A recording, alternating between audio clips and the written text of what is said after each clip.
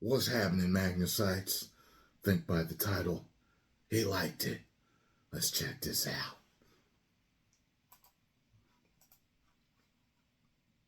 For me, Into the Spider-Verse was one of those weird little movies that kind of came out of nowhere way back in 2018. Yeah. An animated feature film about a character I didn't have a whole lot of knowledge about that ended up being way smarter, more inventive, better written, and emotionally engaging than 90% of the live-action movies being squirted out these days. Yep. In short, it was a film that made me pretty happy, and I was interested to see where they'd go with the inevitable sequel. I mean, I never expected it to take 5 years, but what the hell? It's 2023 and here we are, staring down the barrel of Across the Spider-Verse. A title that definitely won't lead to confusion when I start comparing them on open bar after half a bottle of cheap whiskey. Anyway, enough of my pitch. You're here to find out if this film's a worthy follow-up to the original, if it was worth the 5-year wait, and most importantly of all, if it's worth parting with half of your monthly wage just to go and see it at the cinema. Seriously, why are tickets so fucking expensive now? I could buy a special session with Tatiana for the cost of your average film, and I know which one I'd rather spend my money on.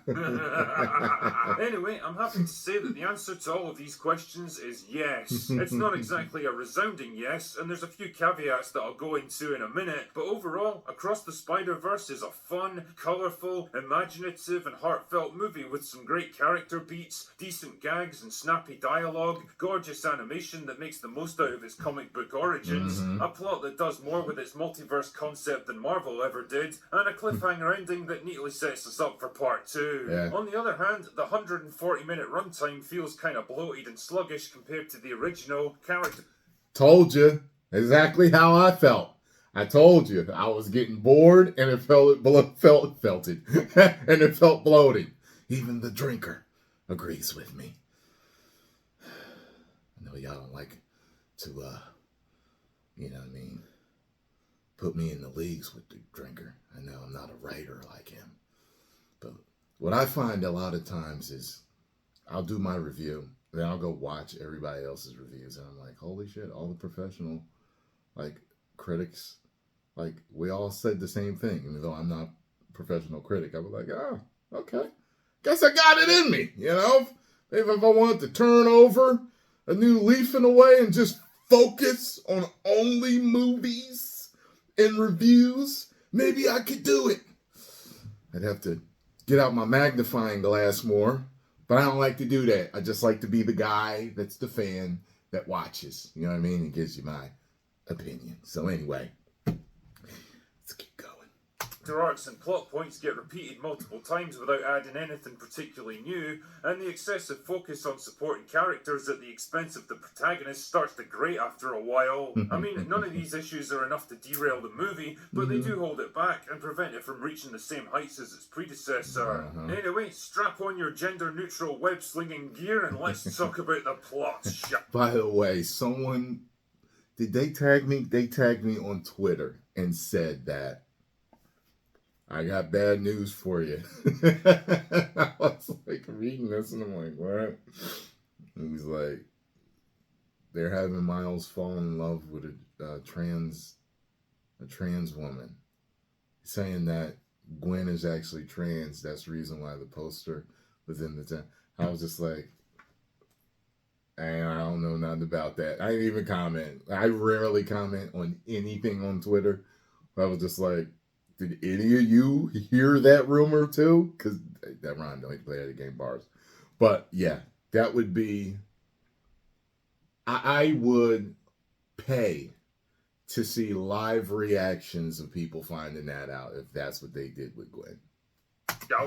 The film picks up about a year after the events of the first movie, with Gwen Stacy struggling to fight crime as Spider-Woman while keeping her identity hidden from her father. Anyway, she gets into a tangle with a villain from a different reality and ends up getting bailed out by Miguel O'Hara and Jessica Drew, basically alternate versions of herself from different universes, who end up recruiting her into a secret organization designed to protect the multiverse, or Spider-Verse, if you will. Yeah. Back in his own dimension, Miles Morales is struggling with much the same same problems as Gwen, until he ends up running into a brand new villain named Spots, a mad scientist out for revenge after Miles accidentally turned him into a walking portal gun at the end of the last movie. Now he's got the power to travel into different universes and plans to make himself even stronger along the way so that he can take everything that Miles took from him. Not good news. Needless to say, though, Miles eventually hooks up with Gwen and the other spider people to track down Spot together, but when he finds out the true nature of the organisation and the common threads that bind them all together, will he really want to side with them? And is there a way to change his fate? Or is he destined to be like all the other Spider-Men in the multiverse? Now, I've got to admit, after the ridiculous bloated shit show of Doctor Strange 2 and Loki, I was pretty soured on the whole concept of multiverses and alternate realities. Partly because stuff like that is so incomprehensibly huge that it becomes difficult for the human mind to even grasp what's at stake, but mostly because... What bothered me about Loki, too, it just made him seem like a regular guy. You know, there's these, I guess, God-level people that are in an office building taking care of the multiverse and these different timelines, and they have the Infinity Stones in a drawer, and it just, I don't know, man, it just made everybody just seem regular, didn't it?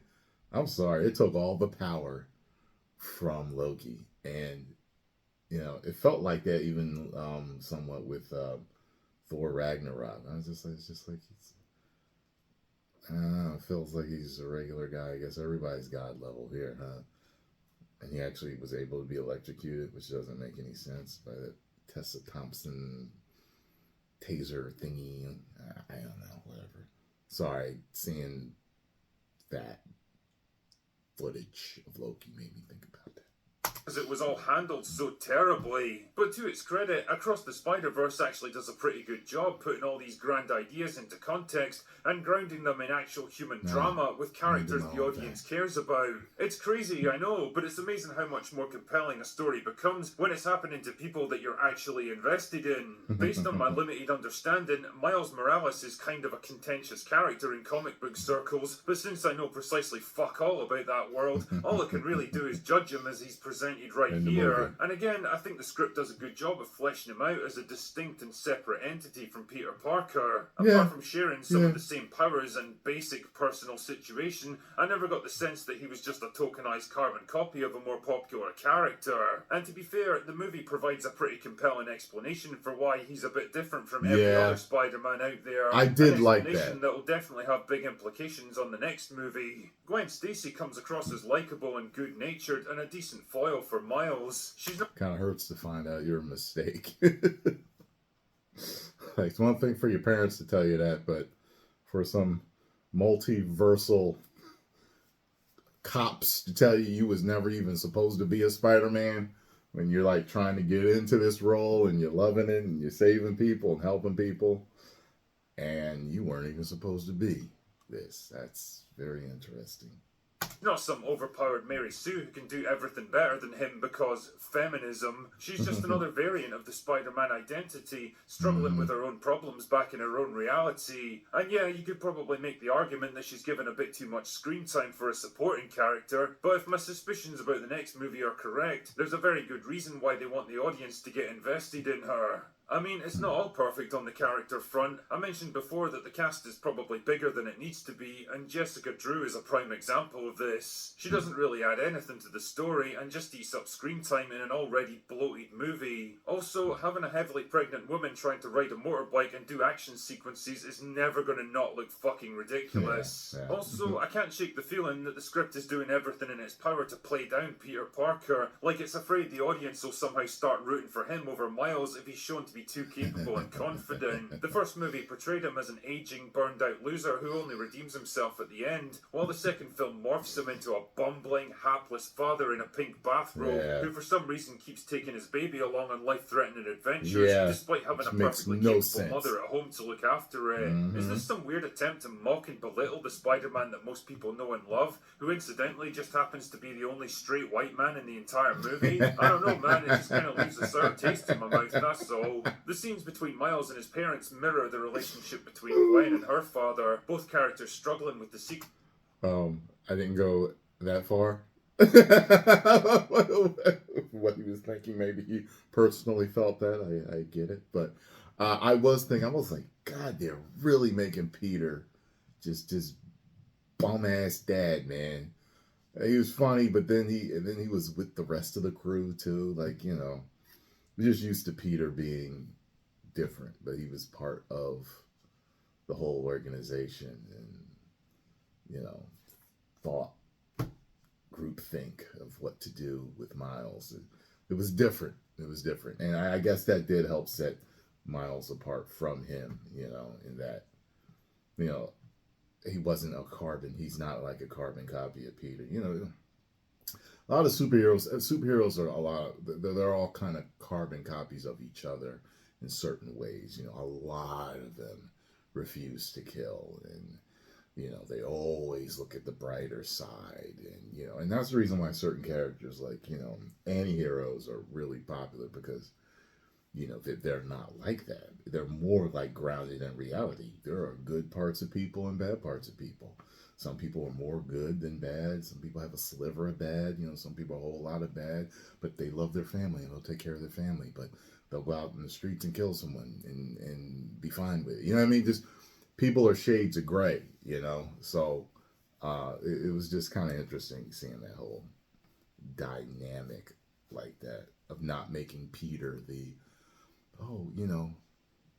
other voice of reason besides Miles. He's not. He's with them. So, secrets they're keeping from the people they love the most. And while they're both well done, Gwen's arc feels a lot more brisk and efficient, showing us exactly what we need to see and no more. Miles' scenes, on the other hand, feel self-indulgent and redundant. There's a lot of repetition and recycling of the same basic conversations, and well, it starts to get a bit tedious after a while. From a visual point of view, the movie is absolutely fantastic, using a pretty striking animation style that reminded me of Arcane at times. Each new location in the Spider-Verse has got a different art style, so there's always some interesting new twist on the design. Character models are expressive and filled with personality and emotion, and their movements and gestures look like they were motion captured.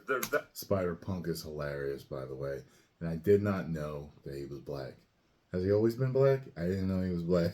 Usually when I think of punk rockers, I think of white dudes with the spikes in their hair, like that look Seamus had, a little while ago. But yeah, that's it. I don't know how that mask covers all that hair.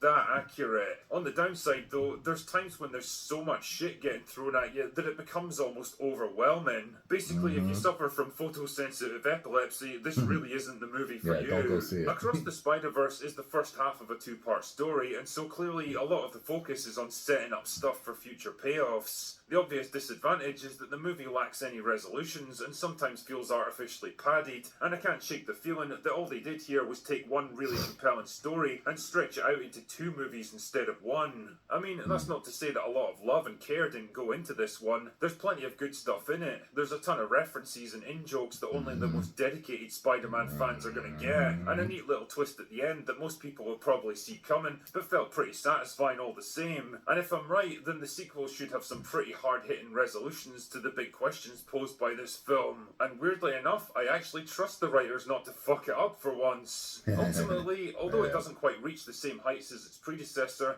Across the Spider-Verse is still a pretty fucking good movie overall, and way better than anything that Marvel have managed to shart out in recent years. And as long as the final chapter doesn't drop the ball, I think Miles Morales might just end up with a legacy to be proud of with this trilogy.